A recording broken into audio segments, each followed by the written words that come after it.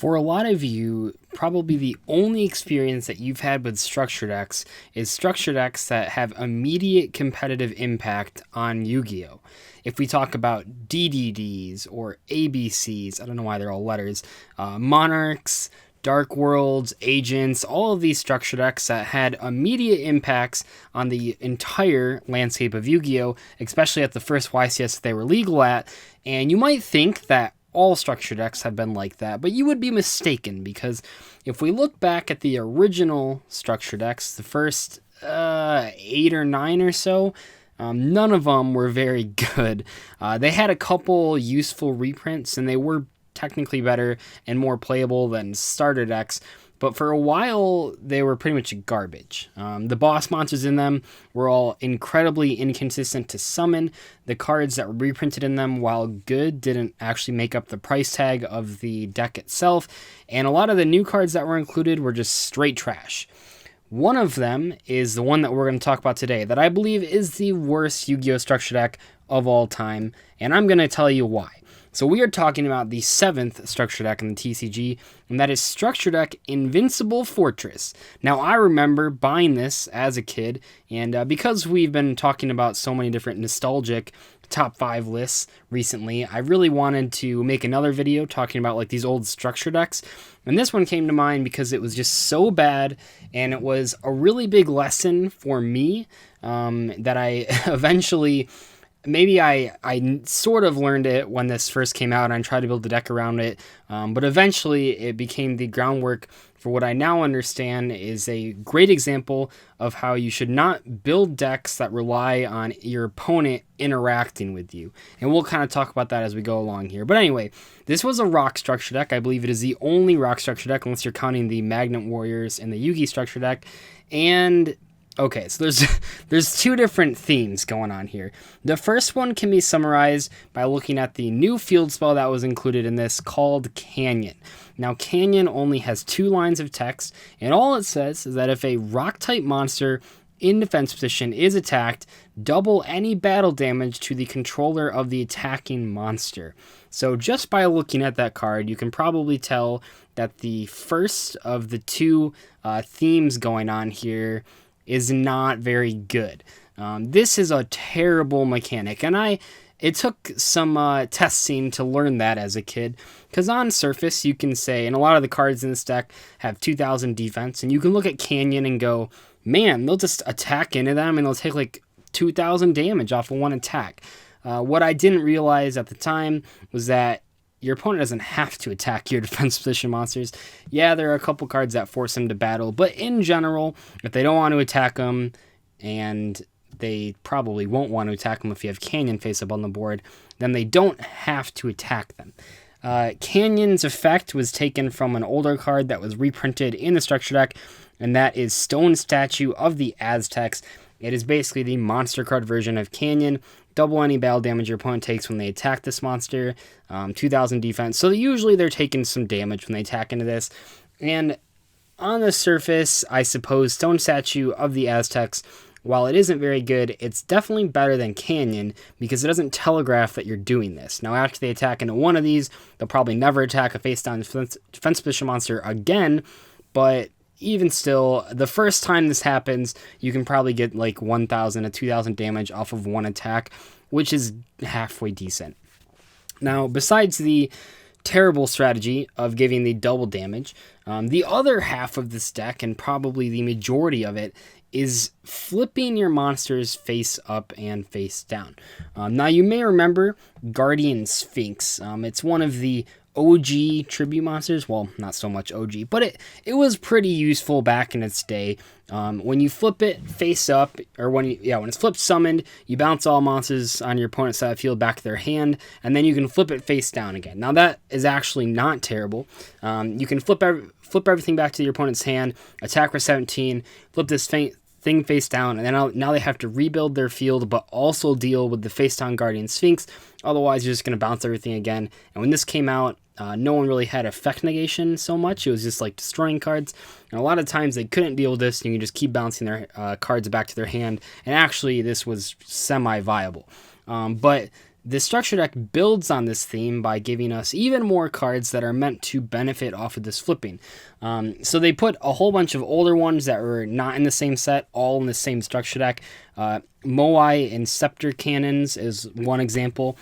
This card basically does everything that Guardian Sphinx does except the good parts. So it's level 4, it has 2000 defense, but when it's when it's flipped up, it doesn't do anything. The only effect on Moai and Scepter Cannons is that it can flip itself face down. That's it. And you might be asking yourself, how is that good? And to that I would answer, it's not. Because the only reason Guardian Sphinx was so good was because it put your opponent in a position where they had to deal with it, otherwise they were going to get their whole field bounce back to their hand, where in Scepter Cannons, they don't do anything. They just, yeah, you can flip it up, you can poke for damage and flip it face down, but that's not enough. And even though the other card that was added was Golem Sentry, this card actually does do something when it's flipped face up. It doesn't have 2000 defense, it only has 1800, but it's basically just a better version of Moai and Scepter Cannons, packing bounce effect, not on the same scale as Guardian Sphinx, but on a smaller scale. It just bounces one monster, and this is probably like one of the least bad monsters in the entire deck. And I don't know if that says something about the quality of cards in this structure deck, but I think it probably does, considering Golem Sentry isn't that great. However, compared to cards like Moai and Scepter Cannons or Stone Statue of the Aztecs, this card is just leagues ahead of them. It has decent defense, and it actually has a real relevant bouncing effect.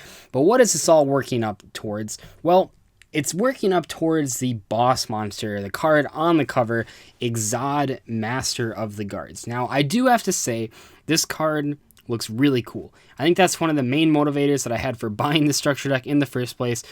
He's like an old rock version of Exodia. It's very flashy, and that's one thing that I liked about these structure decks, is that even though the monsters on the cover were nearly impossible to summon and didn't have very good effects, they at least looked really, really cool.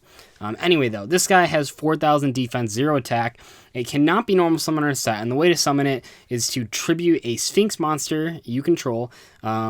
So there's obviously the one that I already talked about, Guardian Sphinx. There's 2 other Sphinxes in this set. Both of them are pretty trash. One of them prevents your defense fishing monsters from being attacked, for what that's worth. And then the other one, when a monster is bounced back to the hand, your opponent has to discard a card, which might seem cool, except both of those, just like Guardian Sphinx, are tribute monsters, so it's hard to get them out in the first place. Now, you can, in the case of the 1200 attack one, you can bring out with Giant Rat, so I guess it's kind of relevant. But overall, Guardian Sphinx is like the main one. So you tribute it to summon this thing, and then this thing, after going through all those hoops of actually getting out a Sphinx monster, tributing it as a -1 for this guy, what does he do? Nothing. He doesn't do anything.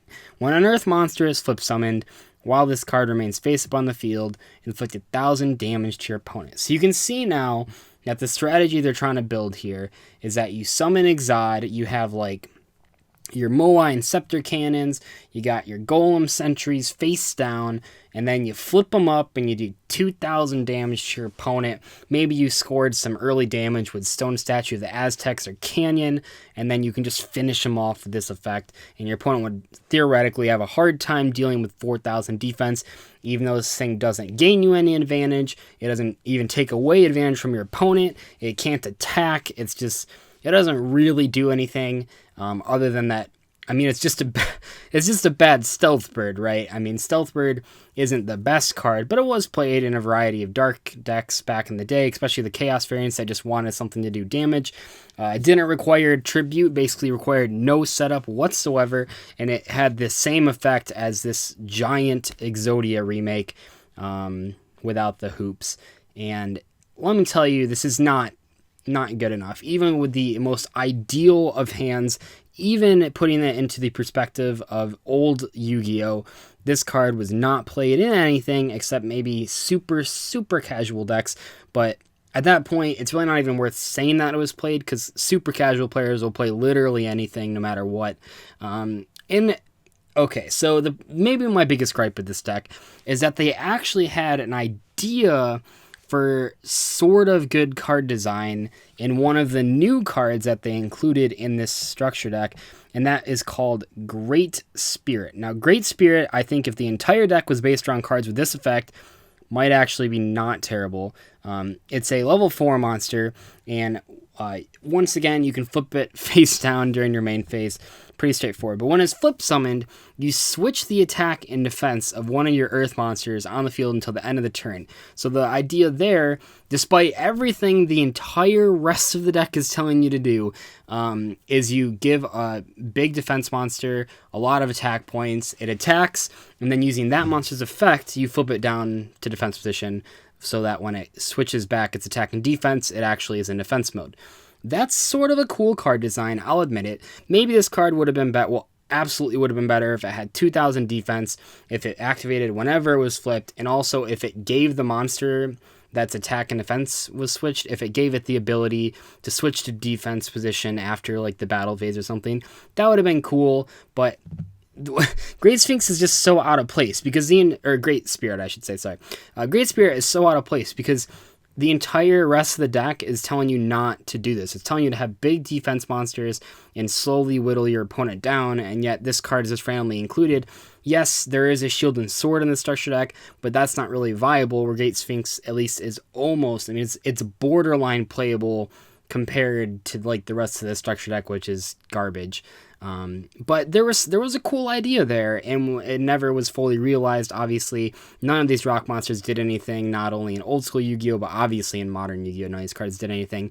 But like I said at the beginning of this video, this structure deck was a really good lesson for me later on in my Yu-Gi-Oh career, because it was a perfect example of how having a deck that requires your opponent to make plays, in this case attack your defense position monsters, is a bad idea from a deck design standpoint. Another example that's maybe a little more modern would be Yang Zings. When they first came out, they didn't have nearly as many combo pieces that they had, or that they have right now, with like Jiaotsu and obviously Denglong when that was around, but even Yazi, all these self-destruction effects. When they first came out, they basically, you just had to set them and hope your opponent attacked them, and that was terrible because your opponent's not always going to attack them, and you can't rely on your opponent to do something. So if you've learned anything from this video, I hope it's two things.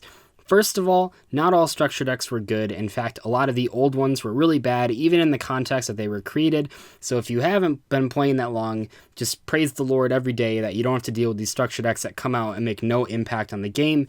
And two, make sure you play decks that don't require your opponent to interact with you. I maybe didn't learn this lesson fast enough because I played Volcanics, a deck that actually required your opponent to make moves to do stuff to you, but you want to play a deck where if your opponent makes no moves, you can still win the game. And a lot of these older decks and a lot of decks that I still see people making just don't do that. If your deck's all reactionary, you're never going to win any games because your opponent will just save their stuff until they beat you. And also, this is why Psy-frames are not very good. But anyway, hopefully you enjoyed this nostalgic look at an old structure deck. I might do this for the other ones depending on the reception from this video. If you have any other you want me to talk about, please put them in the comment section below. Maybe I'll add them to a list if this video does well. But anyway, I'll see you guys later. Bye.